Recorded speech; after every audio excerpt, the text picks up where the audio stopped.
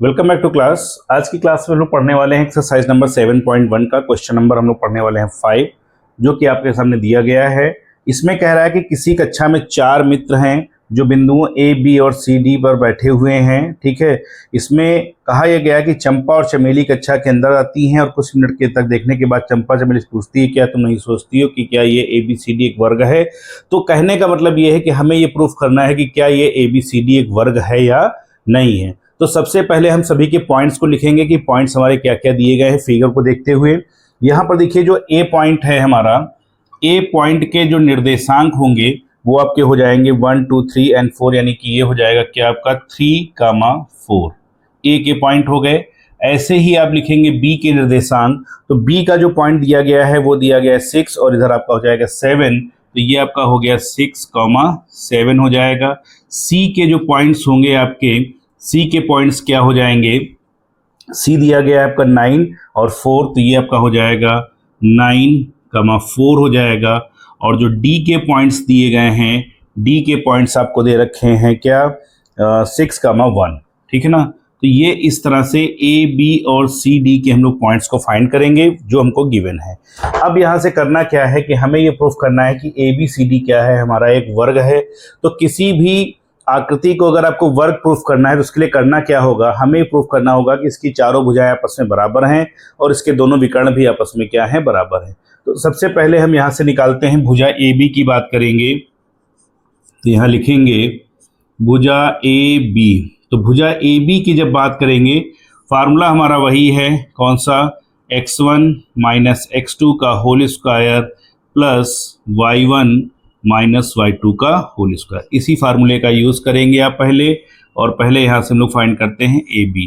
तो A B find करने के लिए x1 माइनस x2, x1 की वैल्यू 3 और इसकी वैल्यू गई 6, तो जब 3 से आप 6 को माइनस करेंगे तो आ जाएगा माइनस का 3 का स्क्वायर प्लस y1 हो गया आपका 4 माइनस 7 जब करेंगे तो अब भी आ जाएगा माइनस 3 का स्क्वायर।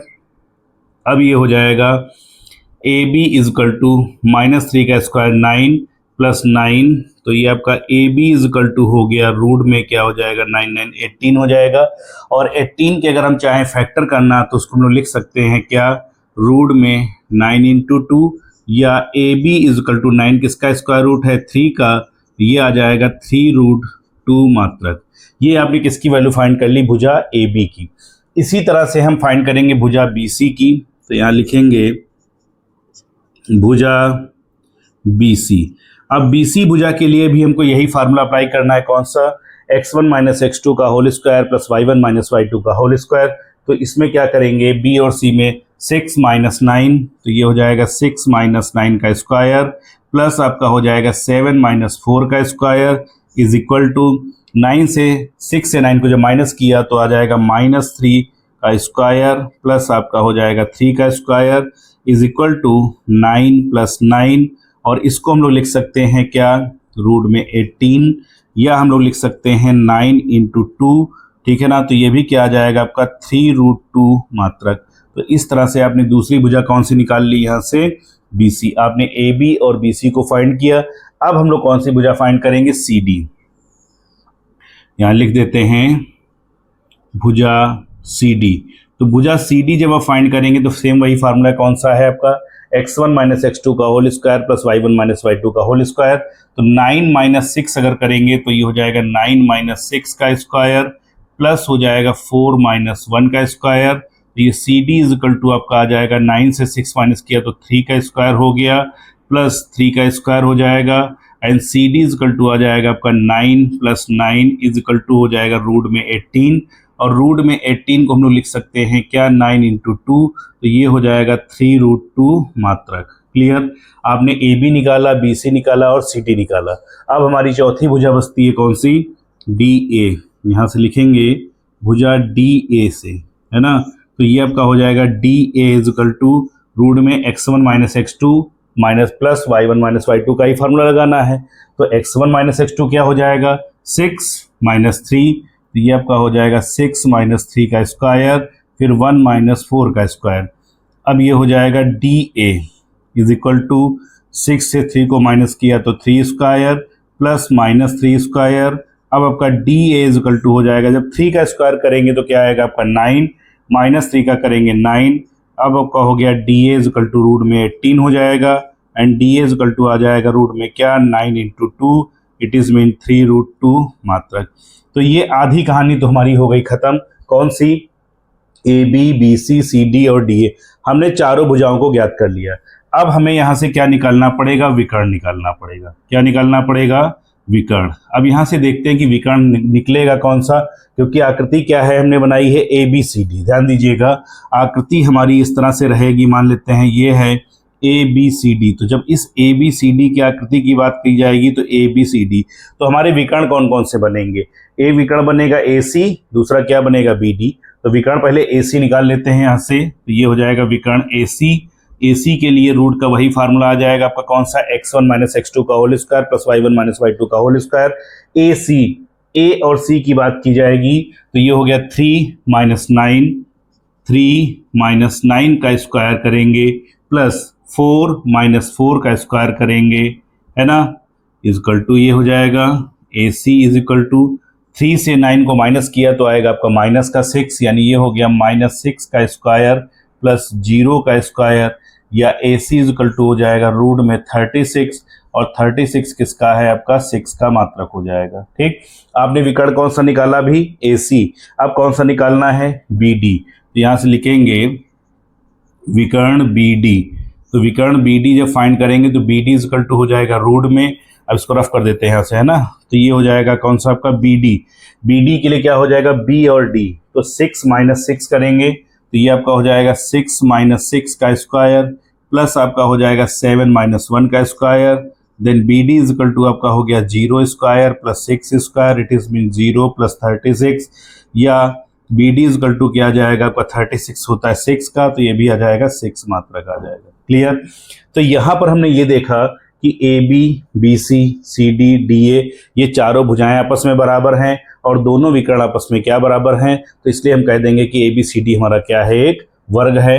आप चाहे तो इसको ऐसे लिख सकते हैं, A B is equal to B C, C D और डी ए।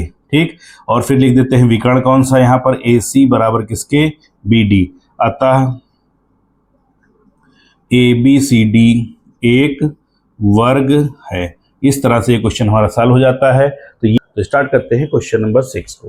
क्वेश्चन नंबर 6 में आपको गिवन है, क्वेश्चन नंबर 6 में कह क्या रहा है ये समझ लेते हैं पहले। देखिए क्वेश्चन नंबर 6 में कहा यह गया है आपसे कि निम्नलिखित बिंदुओं के द्वारा बनने वाले चतुर्भुज का प्रकार बताना है अगर संभव है तो, और फिर आपको ये भी बताना है कि इसके द्वारा जो चतुर्भुज बन रहा है वो किस प्रकार का होगा और उसका कारण भी आपको लिख करके देना है। ठीक है, तो फर्स्ट क्वेश्चन के पॉइंट्स हमने लिख रखे हैं। ये पॉइंट हम मान लेते हैं कि फर्स्ट पॉइंट हमारा हो गया ए, दूसरा पॉइंट हमारा हो गया बी, ये हो गया सी और ये हो गया हमारा डी। सबसे पहले हम क्या करेंगे? चारों भुजाओं की माप निकालेंगे। चारों भुजाओं की बाद में फिर हम दोनों विकर्णों की माप निकालेंगे। तो यहाँ से आप लिखेंगे पहले क्या? भुजा। पहले हम लोग भुजा निकालते हैं कौन सी? A B. आपने ऑलरेडी इसका फार्मूला पढ़ रखा है। ए बी का फार्मूला हो जाएगा x1 - x2 का whole square plus y1 - y2 का होल स्क्वायर। तो जब आप यहाँ से ए बी की वैल्यू फाइंड करेंगे तो ये ए बी के लिए क्या होगा? ये x1 y1 और ये आपका क्या हो जाएगा? x2 y2। तो ये आपका हो जाएगा -1, ये हो गया -1 का होल स्क्वायर प्लस y1 हो गया आपका -2 और -0 का होल स्क्वायर। ये आपका हो जाएगा A B is equal to -1 तो ये हो गया -2 का स्क्वायर प्लस -2 का स्क्वायर, ये भी हो जाएगा। यहाँ से आप देखेंगे तो A B is equal to आपका जाएगा -2 का जब स्क्वायर करेंगे तो आएगा 4, फिर -2 का स्क्वायर करेंगे आएगा 4, तो ये आपका हो जाएगा 4 + 4। क्लियर? अब ये हो जाएगा 4 + 4 को जब आप ऐड करते हैं तो आता है रूट में 8, या A B is equal to हो जाता है आपका रूट के अंदर क्या? 2 × 2 × 2, इट इज़ मीन 2√2, और ये हो जाएगा आपका मात्रक। तो ये आपने किसकी वैल्यू फाइंड की? अभी भुजा ए बी की। अब हम फाइंड करते हैं भुजा बी सी को। यहाँ लिखेंगे भुजा B C is equal to, formula हमारा वही है x1 माइनस एक्स टू का whole square plus y1 minus y2 का होल स्क्वायर। तो x1 माइनस एक्स2 की बात करेंगे BC के लिए तो ये हो जाएगा 1 और फिर ये -1, तो 1 माइनस और फिर -1 करेंगे तो ये हो जाएगा इसका स्क्वायर, क्योंकि माइनस और माइनस आपका हो जाएगा प्लस, फिर आपका हो गया प्लस। अब y1 माइनस y2, तो y1 हो गया 0, y2 हो गया आपका 2, तो ये आपका आ जाएगा क्या 0 माइनस 2 का square, then BC is equal to 1 plus 1 हो गया 2 स्क्वायर प्लस माइनस का 2 square, then BC is equal to आपका हो गया 2 का स्क्वायर 4 प्लस 4, ये भी आ गया रूट में 8, और BC is equal to root 8 आपने भी लिखा ही था, क्या निकल के आया था 2√2 मात्रक, यानी कि AB भी फाइंड हो गया और BC भी आपका फाइंड हो गया। अब यहाँ से आप फाइंड करेंगे क्या, तीसरी भुजा कौन सी होगी हमारी CD, ठीक। तो जब CD भुजा की बात करेंगे तो फार्मूला हमारा वही है, कौन सा x1 माइनस एक्स2 का whole square plus y1 minus y2 का होल स्क्वायर। तो x1 की वैल्यू हो जाएगी -1 और फिर आपका हो जाएगा क्या माइनस का 3, तो ये हो जाएगा -1 और माइनस फार्मूले का और फिर माइनस का 3, तो ये +3 हो जाएगा आपका। इसका करेंगे square plus y1 minus y2 तो 2 माइनस 0, तो ये हो जाएगा 2 माइनस 0 का square, then CD is equal to आपका हो गया 3 से 1 को माइनस किया तो आ जाएगा 2 square plus 2 square, then CD is equal to आपका हो जाएगा 4 प्लस 4, 4 प्लस 4 को ऐड करेंगे तो भाई कितना आएगा 8 ही तो आएगा। अब 8 के जब आप फैक्टर करेंगे तो क्या निकल के आएगा, अभी ऑलरेडी निकाल चुके हैं, तो CD इज इक्वल टू क्या हो जाएगा आपका 2√2 मात्रक हो जाएगा। ये आपकी हो गई क्या थर्ड वर्ग, ठीक। अब आप निकालते हैं क्या DA, यहाँ लिखेंगे भुजा DA, फार्मूला वही है कौन सा x1 माइनस एक्स2 का whole square plus y1 minus y2 का होल स्क्वायर। तो D और A की बात की जा रही है, माइनस का 3 फिर माइनस का 1, तो ये हो जाएगा आपका -3 माइनस और माइनस का 1 आएगा तो प्लस हो जाएगा, प्लस 0 माइनस 2 है तो ये प्लस का 2 हो जाएगा, इसका स्क्वायर कर दीजिए। अब ये हो गया DA is equal to root में देखिए -3 प्लस 1, तो -3 प्लस 1 जब करोगे तो क्या आ जाएगा भाई -2 का स्क्वायर प्लस 2 का स्क्वायर, तो ये आपका हो गया DA is equal to root में हो जाएगा 4 प्लस 4 और 4 प्लस 4 को ऐड करोगे तो 8 आएगा और DA इज इक्वल टू क्या आ जाएगा 2√2 मात्रक आ जाएगा। तो इस तरह से हमने क्या किया, पहले चारों भुजाओं को ज्ञात कर लिया। अब आप यहाँ से क्या फाइंड करेंगे, विकर्ण फाइंड करेंगे, है ना। यहाँ से लिखेंगे आप लोग क्या विकर्ण। अब विकर्ण कौन सा निकलेगा, एक विकर्ण हो जाएगा AC, दूसरा हो जाएगा BD। तो यहाँ पर जब हम बात करेंगे विकर्ण AC की तो AC के लिए फार्मूला वही लगाया जाएगा कौन सा x1 माइनस एक्स2 का whole square plus y2 minus y1 का होल स्क्वायर। तो ये हो जाएगा A और C की बात है तो -1 और फिर ये -1, तो ये हो गया -1 और माइनस माइनस हो जाएगा प्लस का 1 हो जाएगा, इसका स्क्वायर करेंगे फिर -2 और 2, तो ये हो गया -2 और -2 का स्क्वायर किया। यहाँ से जो है AC की वैल्यू आ जाएगी आपकी क्या, देखिए ये 1 1 तो कैंसिल हो जाएगा तो 0 का square plus -2 -4 square, then AC is equal to आपका 0 का स्क्वायर हो गया 0 और -4 का जब स्क्वायर करेंगे तो -4 इंटू -4 करोगे तो वो आप आ जाएगा क्या 16। क्लियर, ये आपका AC इज इक्वल टू आ गया रूट में 16 कह सकते हैं या इसको क्या कह सकते हैं 4 मात्रक कह सकते हैं। तो ये अभी आपने एक विकर्ण निकाला कौन सा AC। अब दूसरा विकर्ण कौन सा निकालना है आपको BD, यहाँ लिखेंगे विकर्ण BD। तो BD इज इक्वल टू जब फाइंड करेंगे तो ये आपका हो जाएगा BD is equal to root के अंदर फार्मूला वही है कौन सा x1 माइनस एक्स2 का whole square plus y1 minus y2 का होल स्क्वायर।